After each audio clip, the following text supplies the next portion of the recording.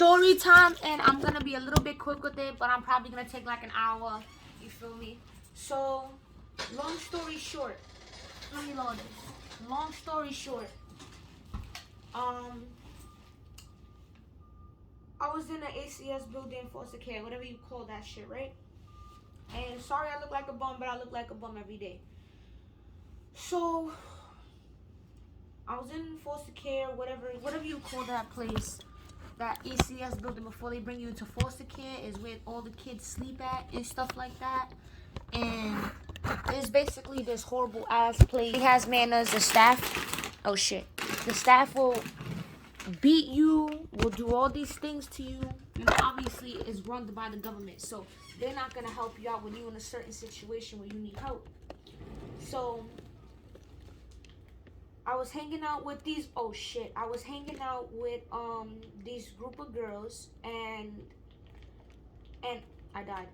And this one girl told me that I shouldn't hang out with these group of girls because they're gonna get me in trouble. And I didn't believe it because I'm not gonna believe somebody I just met or whatever. But I fucking decided to hang out with these people I just met and not believe the girl who sat there and gave me advice not to hang out with them and to just wait on getting either adopted, put into another home, or whatever, right? That never happened because I would always run around, hang out. We'd always leave the building, and I'm not gonna say their names, but I'm not gonna say the girl's name because I feel like if I sit there and say that she snitched on me, when like I don't know how to explain it. Let me explain it. So basically, what happened was me and a group of kids from that ACS shelter that they beat us in. They barely give us fucking food. Um, they don't give us as much clothing as what we expect. They only give us like 4 pairs of clothing, which was bad because I had to take my clothing from wherever I had to take my clothing from, and I had to bring it in that place. So what they don't tell you about ACS is that when they bring you or they take you away from your family, from a so-called bad family, which let's say you get a bruise on your arm, ACS is gonna be like, oh, your parents abuse you, even though they don't. So when you go into this place, in all reality, it's literally like fucking children trafficking. And that's an example I can really give it to you. So it was a horrible ass experience. And I have not just been there once, but I have been there multiple times. They do it for the money because every child that they do is like a couple of $1,000s. So obviously the government is corrupted and they need to fix that. So went into this place, not the first time I've been there. And it's a pretty big place. The boys are on the second floor, the girls on the third floor. So I'm hanging out with these group of girls, right, who I thought were my friends. And we thinking about doing a delicious lick. So as we thinking about doing a delicious lick, my intentions is not to hurt anybody of age, like old people, anything like that. So my intentions is to get a devious lick because we didn't have nothing. You know, we were in a group home, nobody gave a fuck about us, and our parents couldn't do anything about it because we were stripped away from them. So we're hanging out probably like it's 10, probably PM or probably like 2, 3. I'm not even sure. I know that it was nighttime, and we're passing by McDonald's, and this nurse lady, right?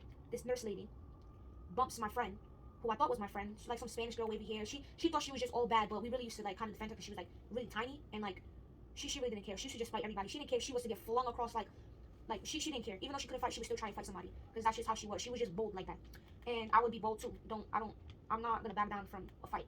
So this old lady bumped my friend, who I thought was my friend, and the old lady turned around when my friend had said something.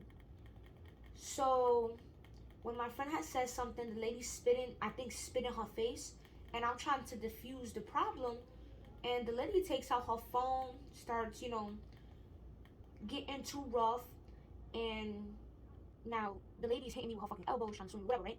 And I hit her back too because it's self-defense, and I'm not gonna let somebody hit me.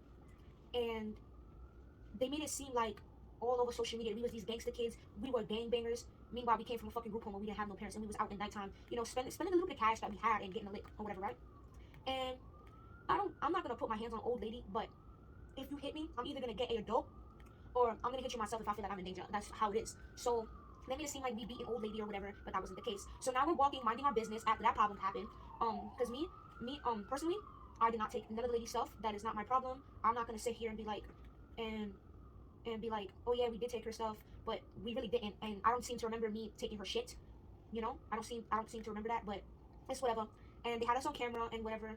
And this this girl, we was in the precinct now, and this girl was like, "Oh, say it was self-defense."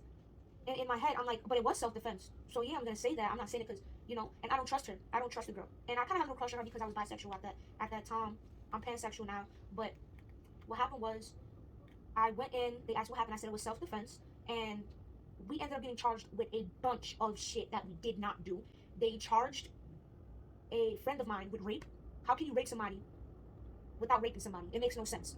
So basically, he went to jail. They said that he was going to do time for 8 years, but he's only been in jail for a year, which he was let out because he wasn't guilty and he did not rape whoever they said that he raped, and they did that because he was black. I'm 100% sure. Because when they went and put him in the fingerprinting room, they was like manhandling him. They was pushing him forward. And mind you, his hands behind his back. So let's say you push him, he trips and he falls on his fist and he breaks his neck. You know. But no, that's not what the cops think. And plus, they were just a bunch of white cops, and then there was a couple of black cops, but they wasn't gonna do anything. And obviously, I wouldn't expect them to do anything because that's their job. They say something, they're probably gonna get fired. But oh well, whatever. So they did that to my friend, who I actually don't talk to at all anymore. But used to be a friend, and they only arrested 3 people.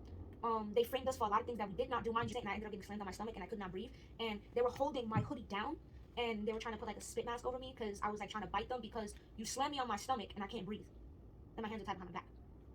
And when they were checking my other friend, who was a girl, who was there, they were touching her inappropriately, and she was complaining about it. And they were like, "Oh, calm down. Why are you touching her inappropriately?" So what happened was, this girl, I got let out of bookings. It was weird because they put me in a cell first, and I was sleeping in the cell, whatever, got fingerprinted, whatever. And what happened was they let me go because my lawyer, which they give you a free lawyer, everybody should know that, and I know a couple of my laws. I'm not stupid, I'm not dumb. I know what's right and I know what's wrong. So I would know if somebody's not giving me my rights back, and I know if somebody's trying to frame me or somebody's trying to pin us on something that we didn't do, change the subject. I know if a cop would, try and, what do you call those? They're called crooked cops. That's what you call a cop that tries to frame you for something that you didn't do. I would know that, and I would talk to a lawyer, and I know how to handle a situation. And so I know my laws a little bit. So now I'm letting out. I'm let out of bookings, and I'm like, okay, I'm off the hook. I'm off the hook because we did nothing, bro. Because last time I checked, I didn't. When I was there, they took my shit from the precinct. They didn't take nobody else. Nobody else had anything on them. So it was kind of weird that they arrested us 3 for like not even having anything. So they're saying that, oh, we robbed an old lady. So here's the law though that they don't tell you. If it's self-defense, right, and you do not have the items that the lady was so-called saying that was stolen from her. How do we steal from her? We don't have the shit. You know what I'm saying? So after that, after like let's say a month, right? I was on parole and all my charges were dropped because that's how it was supposed to be. All my charges were dropped, and what happened was on Snapchat, all the 2 girls that I was hanging around with, one of the girls wasn't there, but the small skinny one, the bold one, right? Said that I snitched, and I'm like, hold on, how can I snitch if I didn't say nothing? Because we didn't do anything. So how did I snitch? You know what I'm saying?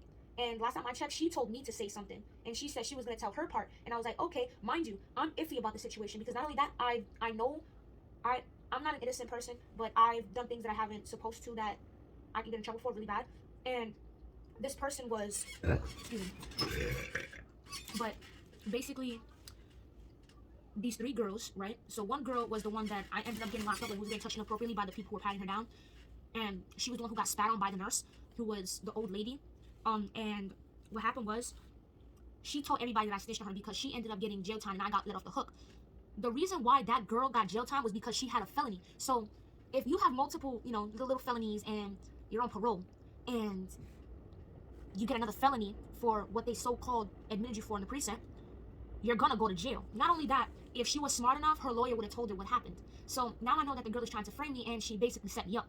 So now that the girl is trying to set me up, her friend was like, oh, you snitched, da da da da. But mind you, her friend wasn't there, so she doesn't know the situation. And so I block these girls because these fucking girls are retarded. They jacking at their blood. They do this, that. Bitch, you know what I jack? Sign language. Sign language. That's what I jack. But it's whatever. So now this girl, this white girl, which is her friend, they so-called call each other sisters, and she sat there and said, oh, we've been doing this for a long time. You just got new to this shit. Mind you, I went to foster care many times. I've done bad things that could have got me arrested before, but I'm not gonna sit there and tell her all this information. So don't sit there and say that I'm not new or whatever. So Now that happens. Now, if you're so smart and you saying that, oh, we've been in these streets and we know how the cops work and we know this, so why didn't you know that she was lying in the first place? You know that if a lawyer sits there and tell you what you got admitted for and what you're going to jail for, right? And there's no paperwork or a voice statement of me saying something, like basically me making a statement, then I'm not a snitch because I never made a statement. How are you going to sit there and call me something that basically don't even exist? And not only that, my lawyer got this piece of information from court, and he had told me that the Spanish girl who I was with, which is the skinny bald one, I'm not gonna say her name, the one who ratted on me, in jail. Bookings, not jail. Let me correct myself, because a lot of kids who are new to this shit will sit there and think that bookings is jail, and then what they'll do is they'll brag about to their friends, oh yeah, I went to jail, but it's fucking bookings. It's bookings. So I got this piece of information, and it's called That Motherfucker Made the Statement. So now I know that this girl made a voice statement, and she wrote on paperwork. So I knew that she was trying to set me up because she had snitched on me, and then said that I put my hands on the old lady when I was literally diffusing the problem, because the lady had her phone out acting like the victim, whatever, right? And I smacked the phone out of her hand like, excuse me, what are you doing? You spit on my friend now, you know what I'm saying? So now that happens. It's on camera what I did.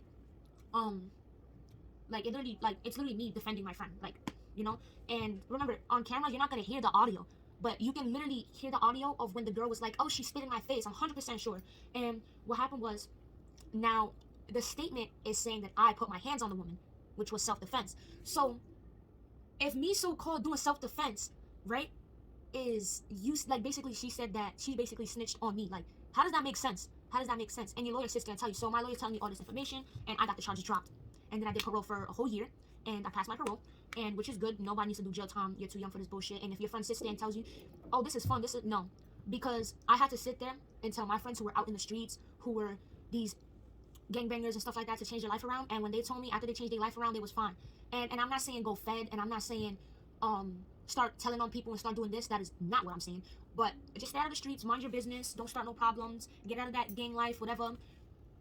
Drink holy water, that's what you need to do. So now that the fact that this girl snitched on me, I found that out. So I'm trying to tell everybody in the foster care place, because here's the thing, her friend, the white girl that was sitting there saying, oh, we've been in the streets longer, mind you, she don't know that her friend is a rat. And mind you, this girl was 13 at the time, and I felt bad for her, because it was like, I don't want to sit here and call her a snitch when she's a little girl and I'm only a year older than her. And you know, she's a kid. That's like a kid telling on the teacher, like, I'm getting bullied like a baby, you know what I'm saying? So I'm not gonna sit there and be like, oh yes, he's a snitch. But I was telling everybody how I felt about it, and I was like, I can't believe she would do something like that to me. And everybody was like, we been knew it was gonna happen, we tried to tell you. And I didn't listen. And when my friend, who was the brown skinned kid who went to jail, they all left him, they never visited him, they never waited for him to come out. I waited for him, like, I waited for him to get out of jail, because, you know, I'm that type of person. I'm not gonna leave you to be in jail. And it's like, I couldn't do nothing about it, because he was in Rikers for assault, I think a felony, and rape, something that he didn't do, when he was literally almost a bystander. Nobody waited for him to come out, and I waited and waited and waited, and then I had an Instagram call from him, and I said, okay, now we can't be friends no more, because my job as a friend, when you're out in the streets, you don't leave a person behind like that, and I chose not to do that. And so I waited for him to come out, and then we parted our ways, because I'm not a fake person. Everybody chose to leave him, and I chose not to. And I told him that. And he understood, I understood, and we went our separate ways. But if you know you're not a snitch, and you know when you go into jail, somebody tries to pin something on you, it is because they don't know their laws. They're either trying to frame you or trying to get you jumped, killed, whatever, right? So that's my personal experience. I know not to trust nobody who don't have parents, who don't show love, who never had love for their parents. Because people like that are the people that get stripped away, and all they know how to do, they have no manners, they fight every day, they fight for a pair of socks, they steal. And don't get me wrong, I had personal issues with females in that ACS place, and there was an incident where not a lot of people know about, but only the staff know about. I had fought this girl because she stole my socks in the foster care system, and I was upset about it, and I'm like, yo, bitch, give me my fucking socks. Like, who the fuck are you? And I'm like, give me my shit, you know? Now we gonna have to scrap. So she gave me my socks back. She didn't want to fight, and I was like, okay, whatever. I'm not gonna be like, oh, this bitch is pussy. I'm not, because that's not my motive. My motive was to get my socks back and move on with my day, because I'm not a troublemaker, and I'm not a person who starts problems. So that's what happened. And I told everybody knows about it. It's fucking hilarious. And I've heard stories from people from the ACS place that I used to have contact with, of her getting beat up, jumped, because she was messing with somebody else's boyfriend. But I'm not gonna believe it if I haven't seen it for myself, because nobody listens to rumors. Never listen to rumors, especially if you're in the streets or you're in a foster care place. Never listen to rumors like that, because most likely it's a lie unless you've seen it for yourself. So I don't sit there and believe that. Like, if I was to fall down the steps and split my leg open, and now rumors coming around saying that I got stabbed in my leg. I don't want that bullshit going around, and then people are like, oh, you pussy, you got stabbed in your leg, or oh my god, what happened? Did you get jumped? Like, no, bro, I fell down the fucking steps. But that's how people are, and I'm not with that drama because I'm that type of person who's I'm that type of person. So I changed my life around. I stopped doing a lot of things that I wasn't supposed to. I don't have no more problems in my life. My life is like every other kid. I'm 16, like literally every other kid. I'm not special. I don't say I'm rich. I stopped doing that when I was like younger, like bragging about the things that my parents got me. Like I stopped doing that. I stopped feeling so low about myself, and now I just sit here and just like fucking think about life. Like 16 now. And I'm like every other kid. Literally, all I do is clean my room, do my own laundry, wash the dishes, get dressed, go to sleep, take a shower. That's literally all I do. And I just buy my mom gifts here and there because that's my job as a child. I feel like I should buy my mom things, and but if you're ever in foster care, I'm gonna make a video about it, of how foster care really treats you and what they do to their kids. And that's gonna be in like part 2. But I just wanted to tell you the story of how somebody was so-called in the streets for so long and so-called gangster about that life, and then snitched on me and then try and blame it on me. You know what I'm saying? It's kind of weird to me because it's like, why sit there and try and say that I snitched on you when I never said anything about you, but the old lady did something to you, and I was there. Like everybody was there. They know what happened, and it's crazy how she had no proof, and her friend believed her, saying that she was from the streets for a long time. But if you knew that you was from the streets for a long time, why didn't you ask her and put the clues together, knowing that she was lying? Like, she didn't have no paperwork. She didn't tell you what her lawyer told her, because the lawyer sits there and tells you what's going to happen and how to resolve that issue, or if you're going to go down to jail, what's going to happen, and they're going to sit there by your side and tell you. And if her lawyer didn't tell you that, then they shouldn't be a lawyer, because that's against the law itself. So it's kind of weird. So that's how I knew that she was lying. And me and a friend who I used to go out with, I'm not going to say their name, but we also knew the brown skin kid, because I don't want to say his name, so I have to like describe him, because the fucking Spanish bitch fucking snitched on me. I don't fuck with her no more, because it's like, bro, you're not about that life for you to even sit there and say something to me like that. So I'm not gonna argue with you. And we all knew each other at the time, and I went out with this kid or whatever, and we started putting the clues together. We like, hold on, that is true, because your lawyer will sit there and tell you, mind you, we've been through this. But I guess the girl, she thought, she was all bad, and then, that's what happens. And I guess she still roams the streets or whatever. She says she's this, that, and the other, and I'm not with it. So, oh well. Yeah. Don't trust nobody. Don't ever trust anybody. They're retarded. And that they were hungry from, like, the way they used to treat the kids is horrible. So, now since everybody split up, we made a pact saying that we was gonna have each other's back. But then when my friend went to jail, who was the boy who got charged with rape, nobody cared about him. Nobody waited for him to come out of jail. Nobody looked into it. I looked into his numbers and everything. I looked up what prison he was in. I did all my research. I think I sent him letters to the jail, but I'm pretty sure they got confiscated because I think he was already out of jail. And the whole thing was just really messed up in a way, because it was like, why sit there and say that I did something when, if you see that I didn't do it and then say that I snitched, like, if you were scared, you could have been like, yo, I'm scared, can you take the blame? Like, obviously I'm not taking the blame. I'm sitting here quiet. I'm not going to sit there and be like, yeah, I did it. No, I'm going to sit there quietly and not say anything, because I did nothing wrong, and I don't have the right to say something. If somebody did do something, I'm not going to sit there and be like, oh yeah, he did it. No, because I'm taking away that person's right to be out in the world and not locked up in jail. So yeah, that happened. And like she could have sat there and said like, yo, I'm kind of nervous, and but like, it was the fact that she sat there and told me like, yo, say this, which I was kind of confused, because I'm like, why do you want me to say that for? Like, what? And I had an assumption that she was gonna snitch on me. I was like, and it wasn't even like it was really snitching. It was like, okay, we got framed, whatever. That happened. Like, what the fuck are you scared of for? I was just not quiet and stuff. Like, it's the government is just fucked up. It's just fucked up.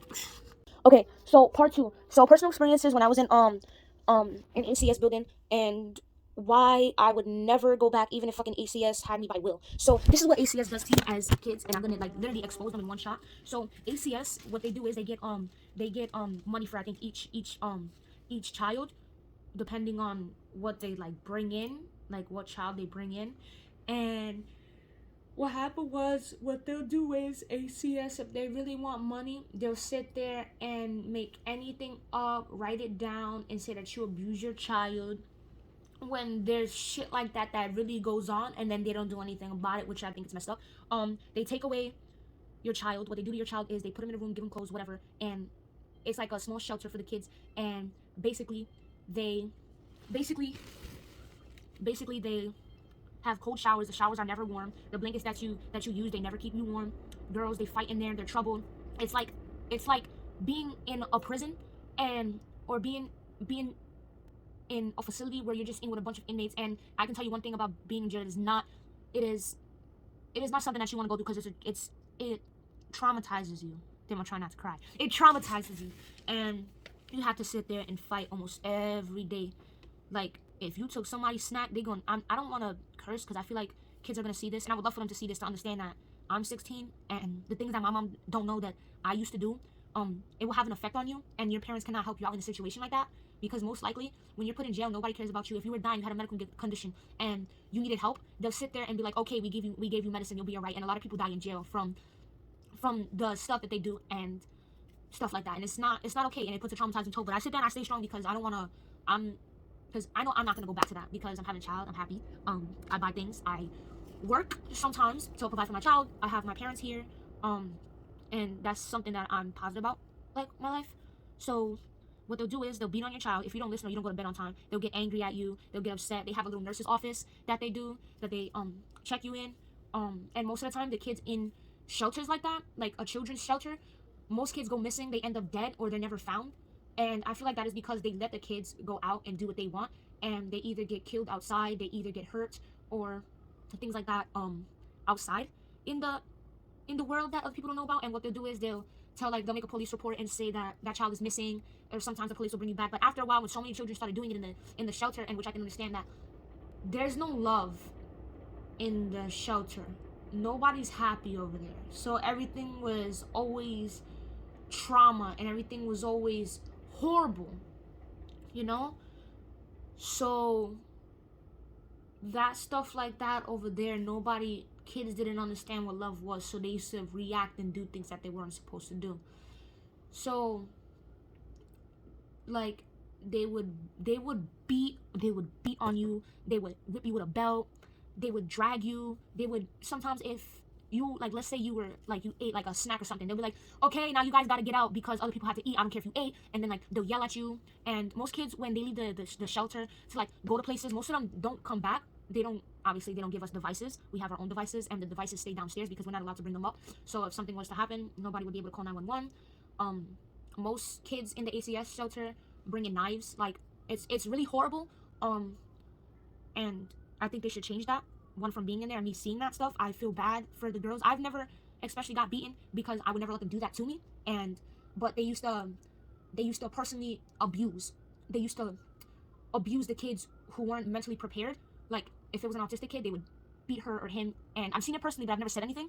And sometimes I would kind of say something. And one staff lady came out and said, "Are you retarded? Don't open up your mouth, because I can make sure." Like, basically, they go right in the ACS building to put me with the kids who are not mentally prepared for the world, and that their parents, like, gave them away, like, for that specific reason.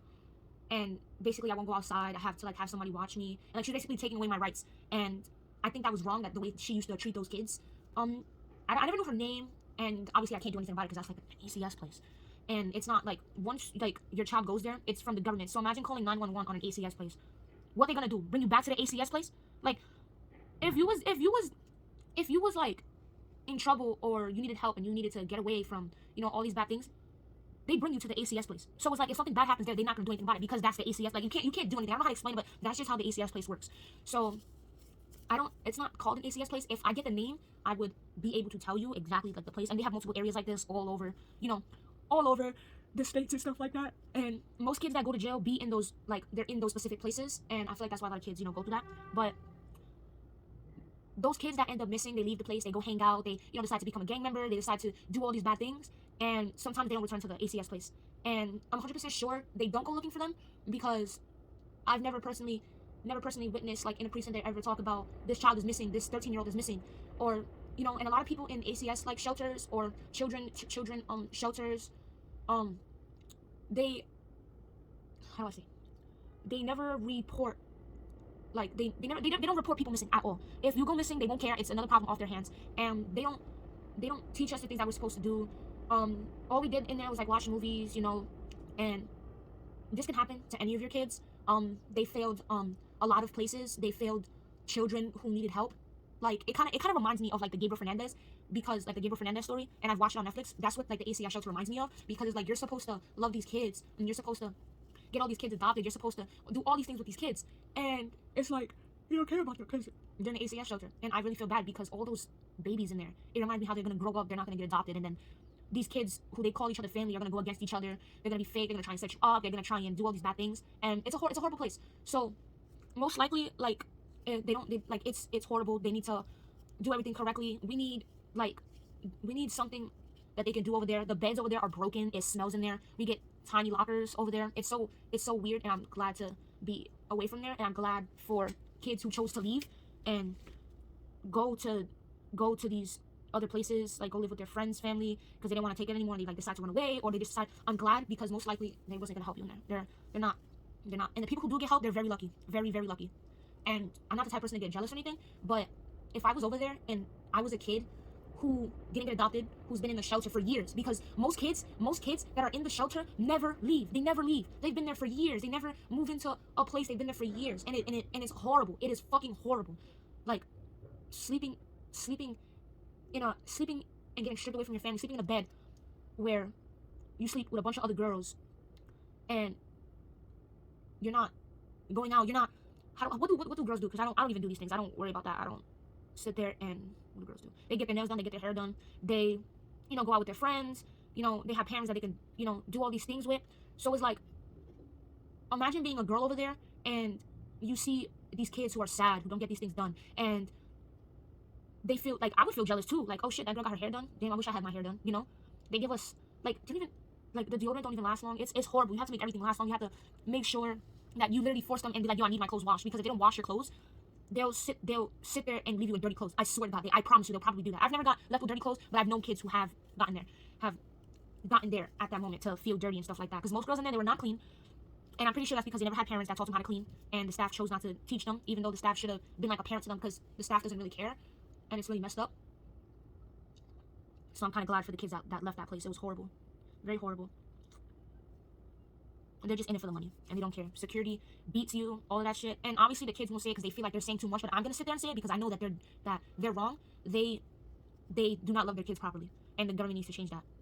And I hope that everybody who has children know ACS does not give, like, okay, so when kids like that I know, they said that ACS helps you. ACS doesn't help you, because when I was growing up with my mom, I had a bed, I had everything that I wanted when I was a kid. I wasn't spoiled, I wasn't nothing, right? And they will sit there, like, let's say if you were struggling, ACS is supposed to help you, supposed to buy you things, give you shoes, that people that need help. In all reality, if they sit there and they be like, oh, if you have a bruise or anything, they'll sit there and make up a story, just in it for the money, and saying, that the house is unfit, and they will take your child away from you. And it really sucks, because it reminds me of, like, the Gabriel Fernandez, where he severely got beat. The ACS didn't help him anything. It just reminds me so much about it, and I feel like if I was over there, that I would end up being lost. Like, I would end up being lost. I wouldn't have a roof over my head, and they won't tell you, but children over there, some of them get kicked out and they won't be let back in. They will not be let back in, because they'll push you away and they'll leave you to the side. Like, just for another kid to fit in, they will leave you. They will kick you out with bags and everything, and leave you out on the streets. And most of the children that were over there, there used to be a lot of homeless people over there as well. And I remember they used to sit on the bench right across the excuse me, right across the hospital. The workers would kick them out and do these horrible things, like pour water on them, kick them out when they was leaning on the heat. And I remember the ACS kids, there was a time where I went up to an officer, or I think a security guard, and I was like, yo, what the fuck is your problem? He's trying to stay warm. Would you want to be on the streets and not be warm? And they came back, and we stole ACS blankets, like, from the shelter, and I rolled them up, I put them in my coat, and I gave the homeless guy a blanket. And I bought them, like, snacks and stuff like that. And, like, we all the kids used to look out for the people that would be on the block and stuff like that, because it was like, we didn't have nobody. But most kids in there, they'll screw you over, they're fake, they'll snitch on you, they'll do all these things, and then they won't be your friend. And the ACS shelter is very bad. They don't care about your children, they don't do their job right. They abuse your children. Everything that they say that you do that's not true, they're actually the ones doing it, and I think they should stop that. So that's all I wanted to say. And I just hope no other family goes through that with ACS. But the system has failed thousands of babies and children, and I can't forgive ACS for what they did from what I used to see with my own eyes, because they have tried. These staff has tried to put their hands on me, and I have I have almost fought staff members. I have cursed them out. I have done a lot of these things because they'll sit there and try and be like, oh, I'm toughing you up, or I'm doing this. Well, that's not your job. Your job is supposed to sit there and take care of us. The same how we respect you, you respect us. So that was it. That's really all I wanted to say.